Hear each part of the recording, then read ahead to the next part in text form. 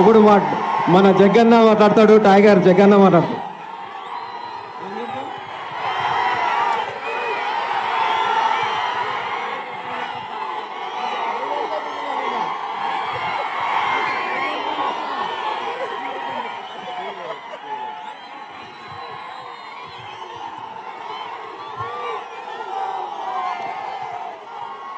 సోదరులారా, కార్యకర్తలారా,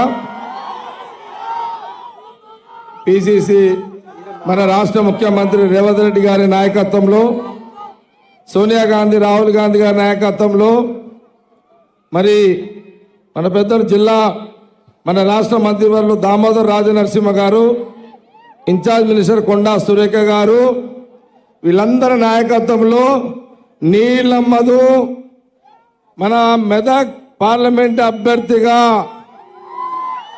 సోనియా గాంధీ, రాహుల్ గాంధీ, రేవంత్ రెడ్డి గారు డిక్లేర్ చేసిన సంగతి ఈరోజు నామినేషన్ రావడం జరిగింది. మనందరూ కూడా తెలిసిన విషయమే.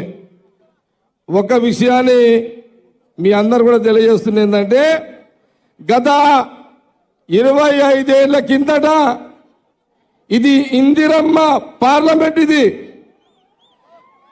మీ దగ్గర కసి ఉందా? కసి ఉందా? కసి ఉంటే ఒల్లుడు కాదు, ఓట్లు పడాలి. నీళ్ళమ్మదు కాంగ్రెస్ పార్టీకి.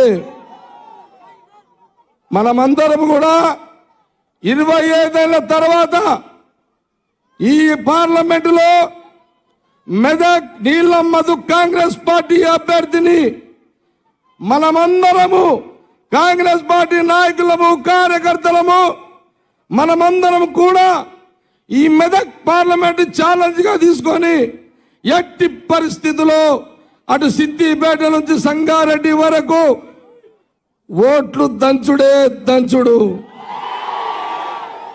సోదరులారా, 2 పార్టీలు ఎవరు అడ్డం వచ్చినా ఊరుకునేది లేదు,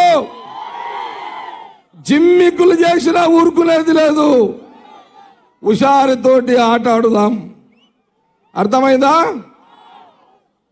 నేను ఒకటే చెప్తున్నా, ఏది ఏమైనా 25 ఏళ్ల తర్వాత ఇందిరమ్మ పార్లమెంటు రాహుల్ గాంధీ గారికి, మన రాష్ట్ర ముఖ్యమంత్రి రేవంత్ రెడ్డి గారు, ఇటు దామోదర్ గారు, కొండ సురేఖ గారు, హనుమంతరావు గారు, మైనపల్లి గారు, అగో పొంగులేడు శ్రీనివాసరావు గారు,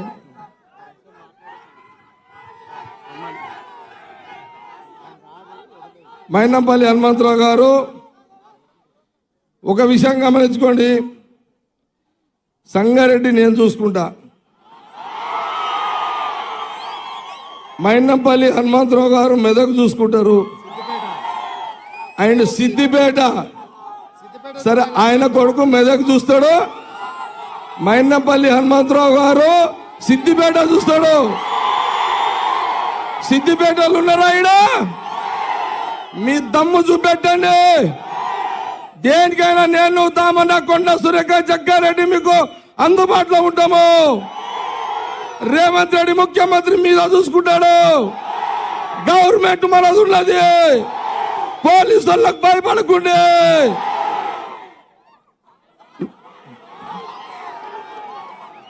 నీళ్ళ మధును గెలిపించుకోండి. రైట్.